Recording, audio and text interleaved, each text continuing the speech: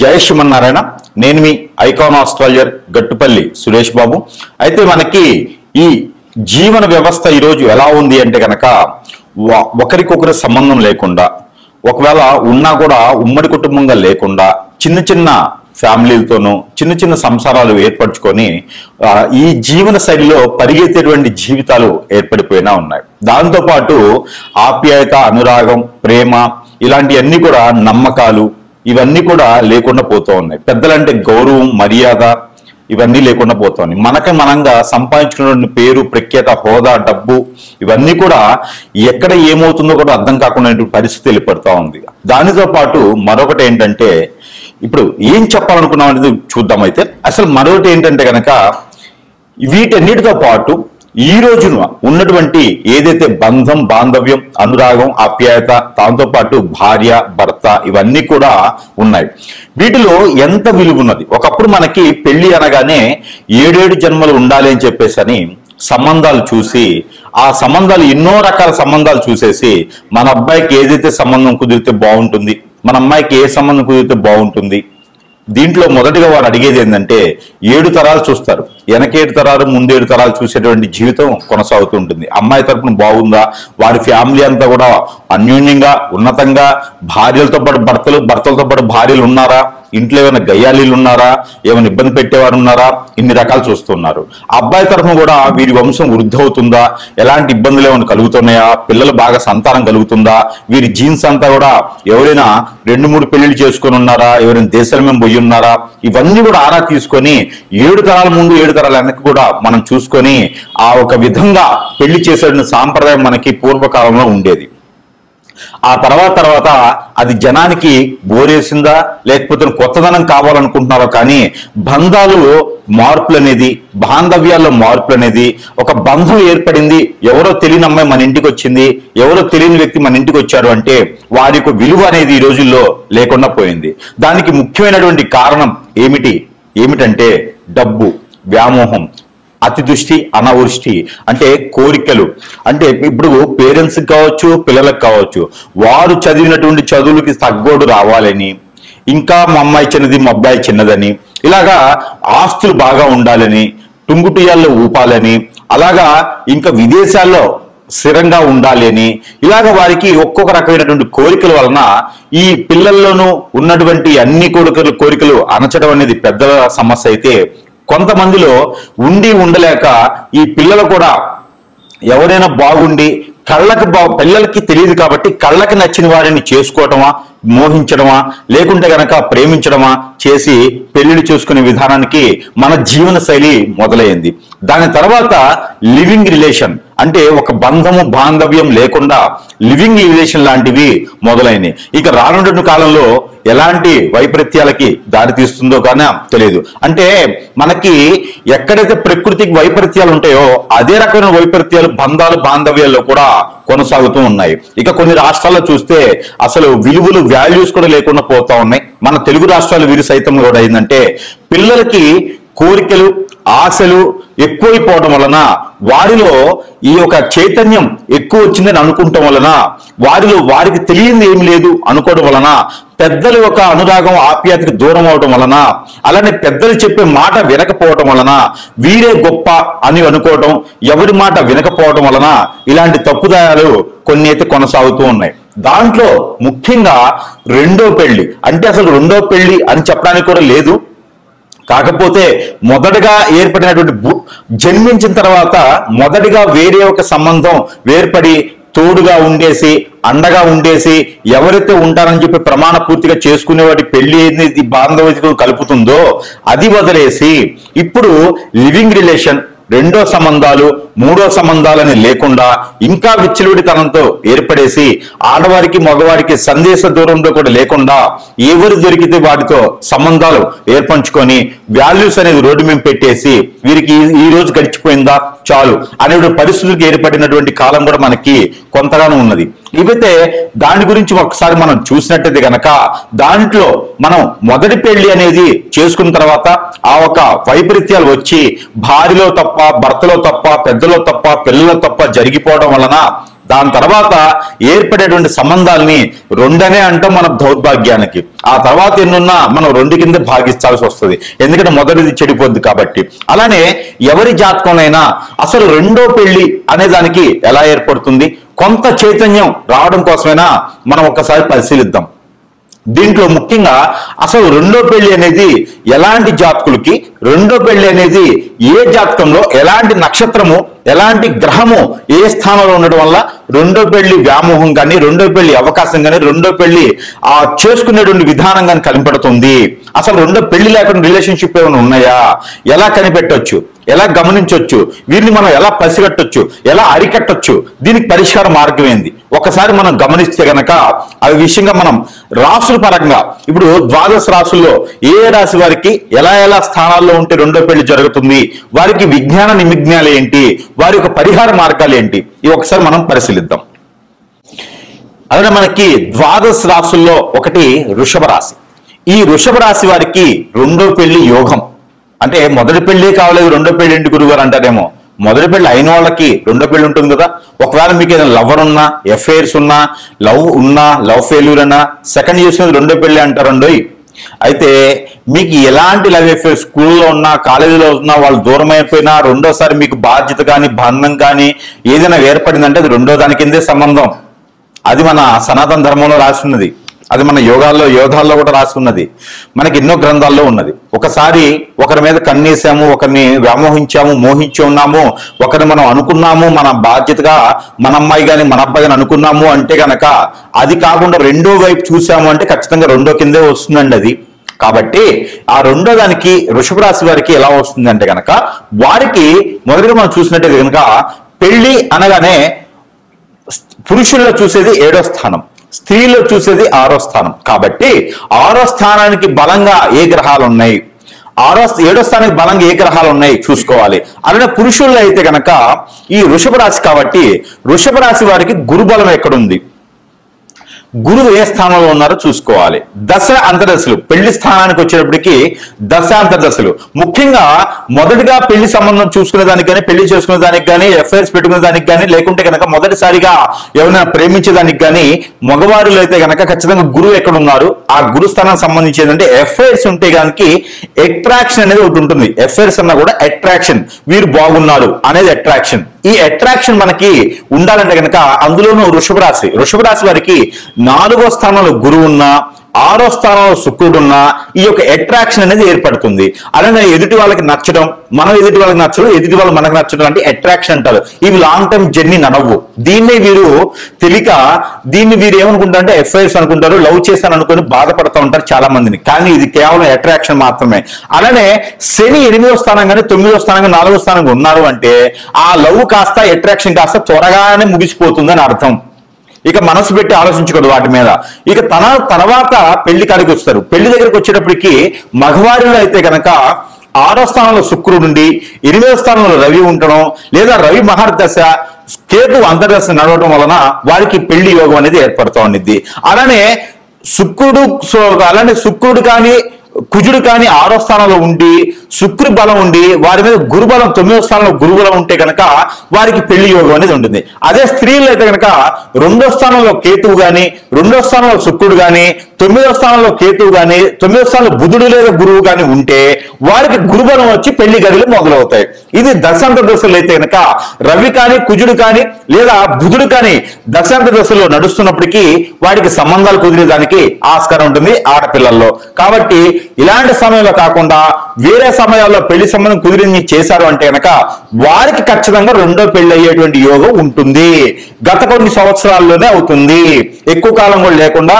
మొదటి భక్తకి ఏదో అవ్వటమా, లేదా గట్టిలో ఒకటి గండం ఉండటమా, లేదా భారీ గండం ఉండడమా, లేదా వేరే వాళ్ళ మీద కన్నేసి వెళ్ళిపోవటమా లాంటివి జరుగుతాయి. అది పెళ్లి చేసే ముహూర్తం. పెళ్లికి ఆశపడి ఏ సంబంధం పర్లా ఎన్ఆర్ఐ అయితే చాలని చెప్పి అలాగే జాతకాలు చూడకుండా పెళ్లి చేస్తే కనుక ఖచ్చితంగా ఇలాంటివి ఉంటాయి. కంపాటబిలిటీనే ఉంటుంది. కంపాటబిలిటీలో నక్షత్రము, యోగము, యోని ఇలాగా కలిసినటువంటి అన్ని కూడా చూస్తే 36 అవుట్ ఆఫ్ 36 అని ఉంటుంది. కాదు, అన్ని కలిస్తే కూడా అవుట్ ఆఫ్ 18 ఉన్నా కూడా పెళ్లి చేయొచ్చు. కానీ కోరికలు అనేది కొన్ని ఉంటాయి కదా మనకి. ఆ కోరికలు బాగా సంపాదన ఉండాలి, బాగా ఆస్తిపరులై ఉండాలి, విదేశాల్లో సెటిల్ అయిపోయి ఉండాలి, మా అమ్మాయిని కారులో తిప్పాలి, వంట చేయకూడదు, అన్నిటికీ పని మనుషులు ఉండాలి అని చెప్పేటువంటి వాళ్ళు, లేదా మా అబ్బాయి అంతా బాగుండాలి, మా అబ్బాయికి కట్నం బాగా ఇవ్వాలనుకునేటువంటి ఆశ ఉన్నట్టు వాళ్ళకి ఇలాంటి సంబంధాలు కుదురుతాయి. ఏది రెండో సంబంధం మూడో సంబంధం చేసుకోవాలనే ఆశ కోరిక పుట్టేసి పిల్లలకు వాళ్ళే నేర్పేటువంటి పేరెంట్స్ కూడా ఉన్నారు. కాబట్టి వృషభ రాశి వారు కూడా అలాంటి పరిస్థితులు వస్తాయి.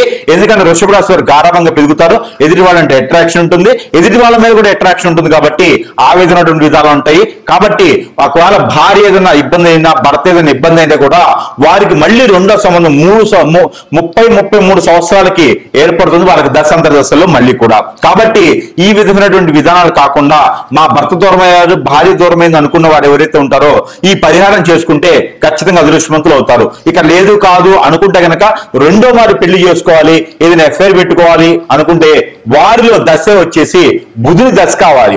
బుధుని దశ కానీ దశాంతర దశ కానీ ఉంటే ఆ లైఫ్ అయినా లైఫ్ లాంగ్ ఉంటుంది. లేదు అంటే కనుక చంద్రుని యొక్క దశాంతర దశలో కూడా మీకు బాధిస్తుంది.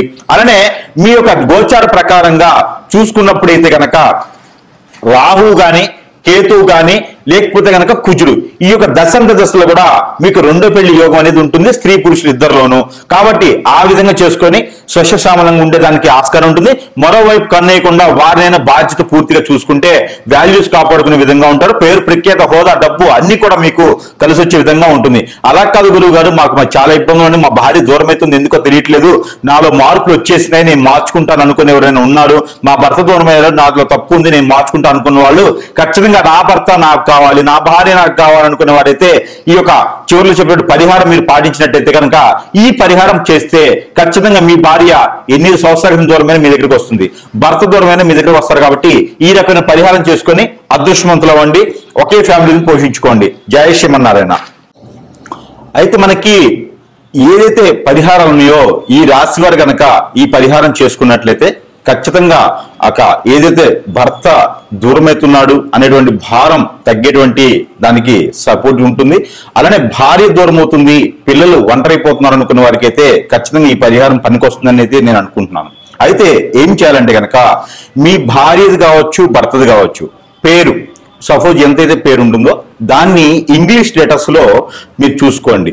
సపోజ్ ఒక పేరు ఉందనుకోండి, మాధవి ఉందనుకోండి, ఇంగ్లీష్ లెటర్స్ లో చూసుకోండి MA.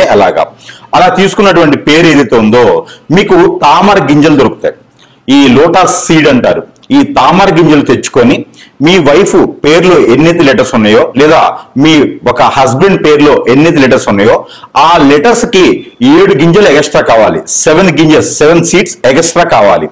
ఆ తీసుకున్నటువంటి దాంట్లో మీరు 11 డేస్ అంటే డే 1 నుంచి 11 డేస్ వరకు కూడా ఈ సీడ్ మీద తనకి ఒక్కొక్క గింజ మీద ఒక్కొక్క లెటర్ రాయండి.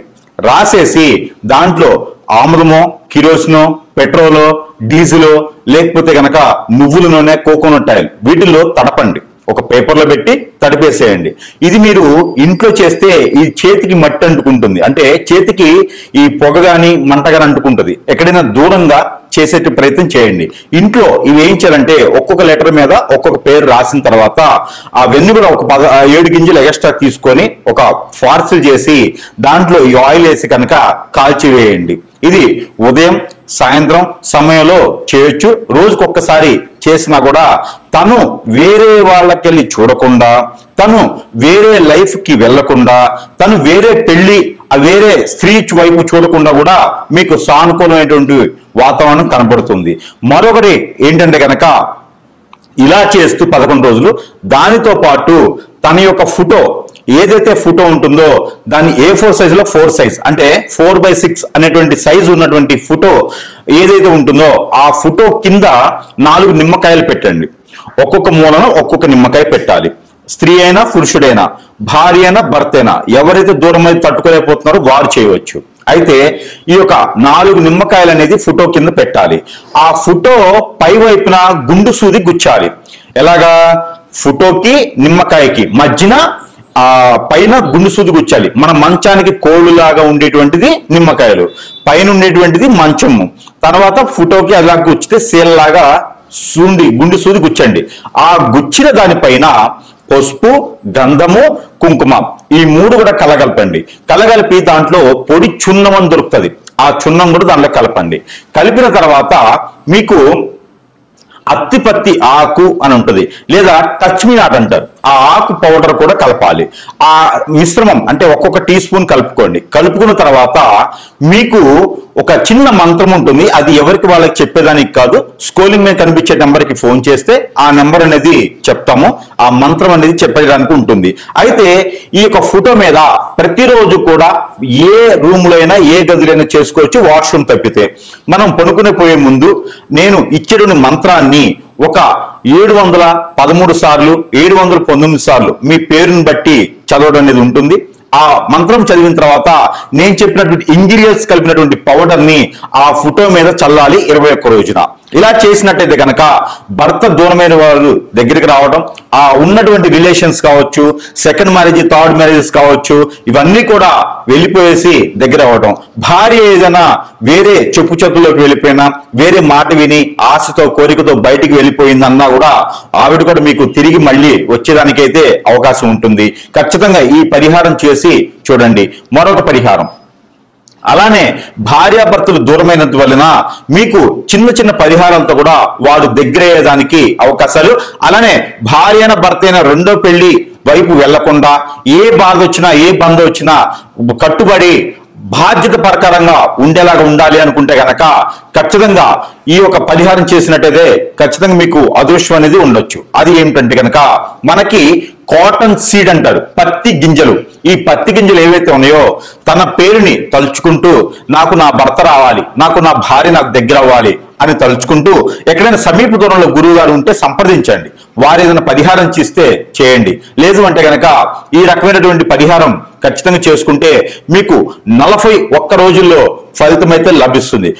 41 రోజులు చేసిన తర్వాత ఫలితం రాలేదు అంటే గనక ఖచ్చితంగా వస్తుంది. మరో 15 రోజులు ఆగండి. 41 రోజులు చేస్తే సరిపోతుంది. మనము ఒక అమ్మవారికి కానీ స్వామివారికి కానీ దీక్ష చేస్తే కూడా ఖచ్చితంగా దాని ప్రతిఫలం ఎన్నో సంవత్సరాలు పడుతుంది. కానీ మనసు మైండ్ మారినట్టు తర్వాత భార్య అయిన భర్త అయినా దూరం అయ్యారు అంటే అది ఇంకొక చెంతకి చేరుతున్నారని అర్థం. ఆ చెంత నుంచి మళ్ళీ మన వైపు రావాలి అంటే గనక మనలో ఉన్నటువంటి లోపాలు ఏమున్నాయో అవన్నీ కూడా మారేటువంటి ప్రయత్నం చేయాలి మొట్టమొదటిసారిగా. రెండోది, మనం ఏదైతే కాటన్ సీడ్ అంటే పత్తి గింజలు ఏవైతే ఉంటాయో ఈ పత్తి గింజలు తీసుకొని రోజుకి ఒక 11 చొప్పున చేతిలో పెట్టుకొని ఏదైతే మీ హస్బెండ్ కావచ్చు వైఫ్ కావచ్చు పేరుందో అంటే వెళ్ళిపోయినటువంటి వారి పేరు తీసుకొని 236 సార్లు పఠనం చేయండి. నా వైఫ్ నా దగ్గరికి రావాలి, మా వైఫ్ పేరు ఇది, మా దగ్గరికి రావాలని చెప్పేసి పఠనం చేసుకొని ఆ పత్తి గింజల్ని మీరు ఒక పేపర్లో కట్టేసి కాల్చి వేసేసేయండి.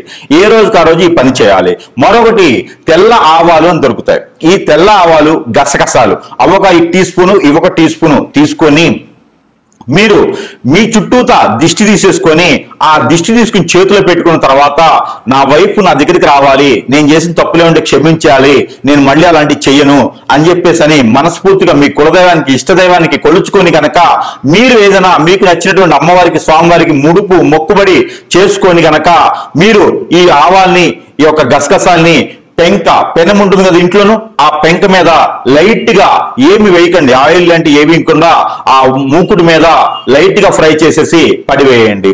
ఇలా చేయండి. ఇలా చేస్తే ఖచ్చితంగా మీకు దూరమైనటువంటి భర్త మీకు దగ్గర వస్తారు, మీకు దూరమైనటువంటి భార్య మీకు దగ్గర వస్తుంది ఖచ్చితంగా.